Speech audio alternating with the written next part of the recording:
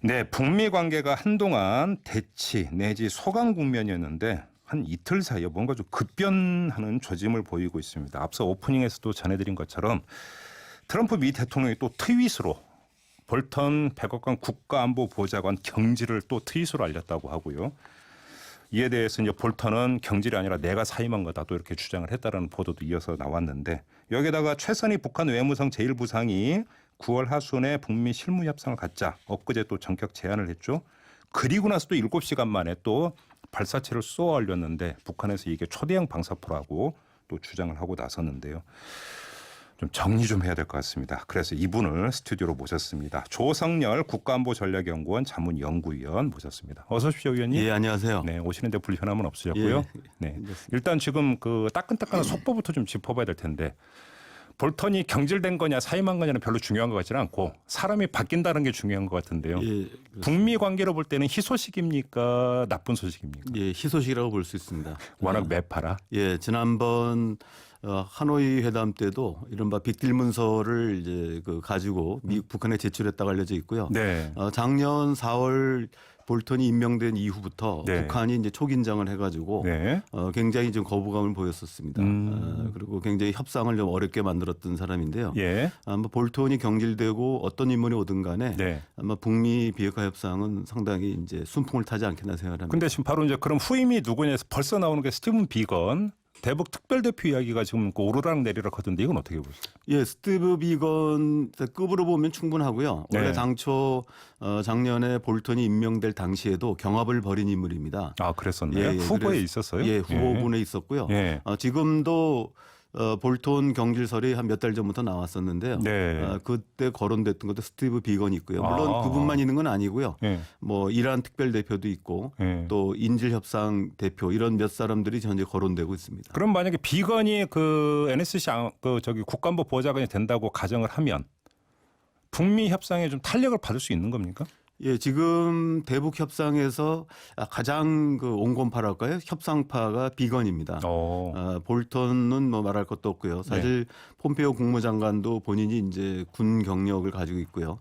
또 물론 이제 하원 의원을 했기 때문에 좀 유연함은 있지만 폼페이오 국무장관도 좀 기본적으로 좀 강경파에 속합니다. 네, 반면에 네. 이제 비건이라는 분은 이제 원래 경력 자체가 협상 전문가거든요. 그래서 비건이 되면 상당히 좀 분위기가 바뀔 수 있다고 생각합니다. 근데 지금 볼턴 경질 보도가 나오자마자 폼페이오가 벌써 입을 열었던데 볼턴하고 참 여러 가지 이견이 있었다. 되게 고소해하는 듯한 어떤 이런 이야기를 하던데.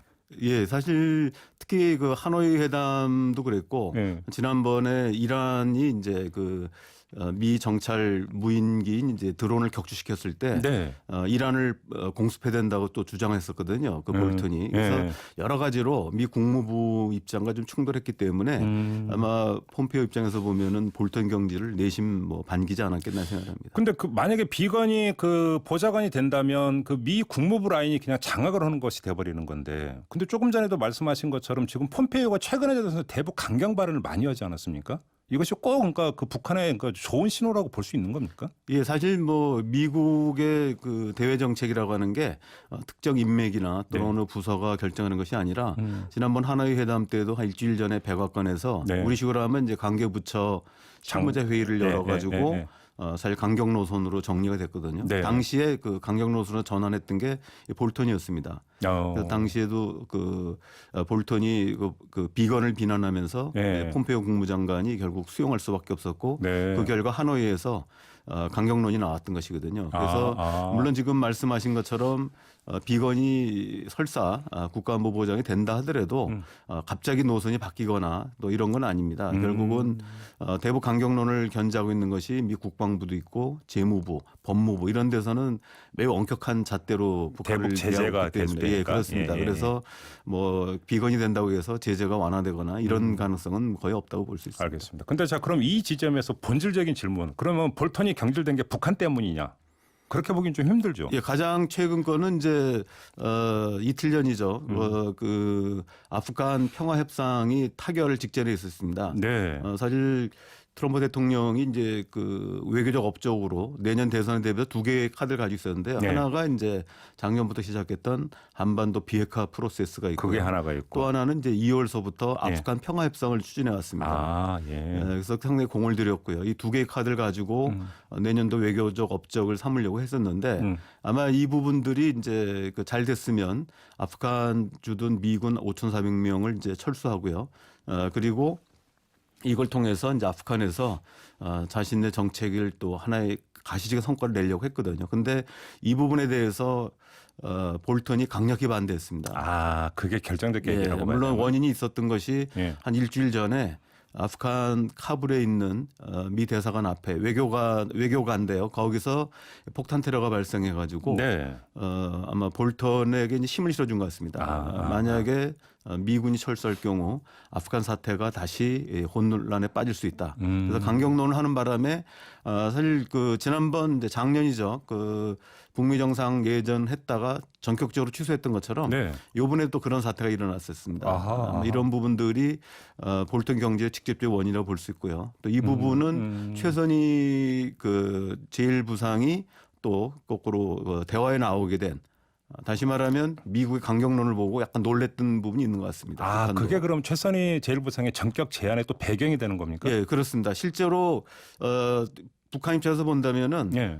두 개의 카드인데 만약에 아프간 카드를 버리고 이거는 다시 말하면 북한 핵 카드도 예. 시간을 더 이상 끌지 않을 수 있다. 아. 특히 이제 최근에 비건 대표가 얘기한 부분이 체제 보장을 얘기하면서도 또 한편으로는 한국이나 일본의 핵무장 가능성을 용인할 수 있다. 예. 뭐 이런 용인이라기보다는 이제 가능성이 있다라고 해서 네. 북한을 굉장히 압박했거든요. 여기다가 아프간 평화 협상이 결렬되면서 트럼프 대통령이 상당히 공들였던 두 개의 카드인데 하나는 쉽게 버리는 걸 보고 이게 시간이 끌게 되면은 비핵화 협상도 차버릴 비핵화 수 협상도 있다. 찰 수 있고요. 예. 실제로 내년 대선에 도움이 안 된다고 하면 트럼프 예. 대통령 입장에서 보면 걷어찰 수도 있다. 좀 가능성이 있었거든요. 그러니까 북한 입장에 뜨거 한 건가요? 예, 그렇다고 볼 수 있습니다. 예. 근데 만약에 자 그러면 볼턴이 경질이 됐고 강경파가 그럼 물러난다고 하면 아프간 평화 협상이 다시 또 타결될 가능성이 있어지는 거잖아요. 예, 근데 지금 트럼프 대통령이 이제 협상은 이제 죽었다, 데드라는 표현을 썼습니다. 그래서 아예 그렇게까지 표현했어요. 예, 그래서 사실은 아마 협상이 재개될 수 있지만 뭐 예. 단기간 내에 그리고 이거를 협상의 한 당사자인 탈레반이 트럼프 대통령 강하게 비난하면서 이제 반미 투쟁을 더욱 강화하겠다고 또 선언해가지고 강을 건넜군요. 예, 이게 좀 쉽지는 않을 것 같습니다. 거꾸로 비핵화 협상 측면에서 보면은 좀 유리한 환경이 아전 인수로 그러면 트럼프는 수 더 북한 비핵화 협상에 더 매달릴 가능성도 있어지는 거죠. 예, 그럴 가능성이 있다고 생각합니다. 아, 그래요?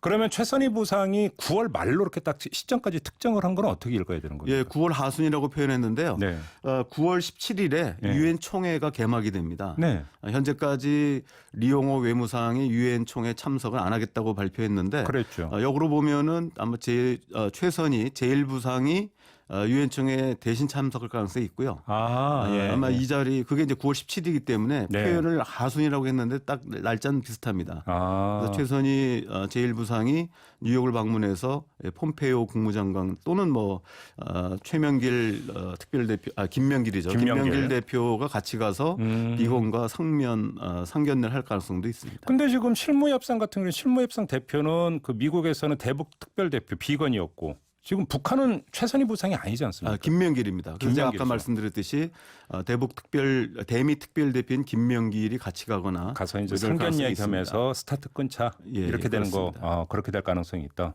근데 왜 방사포는 왜 또 쐈대요? 근데 7시. 방사포는 제가 볼 때는 이제 두 가지 의미가 있다고 봅니다. 하나는 비핵화 협상하더라도 비핵화 관련된 그 탄도미사일의 그 범위 대상을 좀 한정 짓는 의미가 있습니다. 북한의 경우는 지금 중장거리 탄도미사일과 그 ICBM 대륙간 탄도미사일 그리고 이제 핵무기는 포기할 수가 있지만 그 아래 단거리라든지 중거리 탄도미사일은 자국의 방위를 위해서는 그 포기할 수 없다는 입장이었고요. 네. 또 실제로 최근에 10차례에 걸쳐서 탄도미사일 내지는 방사포를 쐈을 때 트럼프 대통령이 이건 문제 없다 이렇게 얘기한 바가 있습니다. 그다음에 이런 뭐 확인하는 부분이 있고요.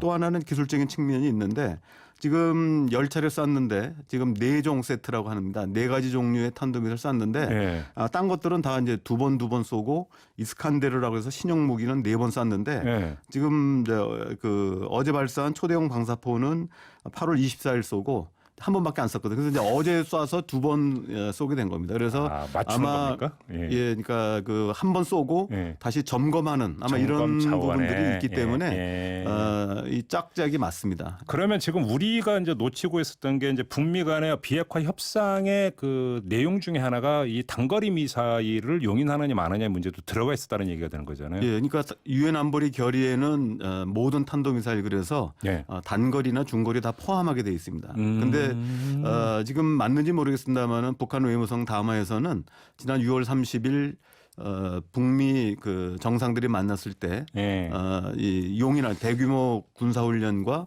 또 그 ICBM이나 IRBM 외에는 용인하는 것처럼 얘기를 하고 있습니다. 북한에서는. 네네네. 아마 그 대상과 범위 부분을 확인하려고 하는 측면도 있었다 이렇게 볼 수 있습니다. 근데 저는 이제 계속 그 9월 하순 개최를 이야기했을 때 이제 계속 떠오른 게 뭐냐면 김정은 국무위원장이 4월 최고인민회의인가요? 이 자리에서 이제 새로운 길을 이야기하면서 연말로 못 박아버리지 않았습니까? 마지막이다 이런 뜻이니까 그럼 9월 하순의 실무 협상은 마지막이다 이렇게도 봐야 되는 겁니까? 그렇지 않고요. 그러니까 그 새로운 셈법을 내놓으라고 하는 것은 3차 북미 정상회담까지를 이제 시한을 못을 박은 걸로 볼 수 있고요. 실무회담이 이루어진다고 해서 새로운 셈법이 명확하게 나오지는 않을 겁니다. 그러겠죠. 다만 이제 실무 협상이기 때문에 징검다리로 현재 얘기되고 있는 거는 지금 영변 핵설이나 이런 모든 포기가 아니라 지금 중간 단계로 이제 영변 시설 이런 가동 중단 문제가 거론되고 있고요. 이른바 동결 문제죠. 여기 상응 조치로서 체제 안전과 관련된 안전 보장과 관련된 뭐 그 종전 선언이라든지 또는 이제 연락사무소 이런 부분들이 상응 조치로 검토되고 있는 것 같습니다. 며칠 전에 폼페이오가 또 체제 안전 보장을 언급한 적이 있었죠. 그래서 아마 그 부분들이 체제 안전 보장이 무엇인가 하는 게 최대 관건이 되지 않나 생각합니다. 좀 낙관하세요? 위원님은? 뭐 저는 사실은 그럼에도 불구하고 근본적인 부핵화 쟁점이 워낙 그 간격이 크기 때문에 쉽지는 않다 이런 생각을 합니다. 아무튼 연말에 가서 완전히 그 깨지는 이런 상황까지는 오지 않을 거라고는 보시는 거고요. 연말까지는 일단 가는데 그 사이에 이번에 이제 9월 하순에 비핵화 협상 가지고는 안 되고요.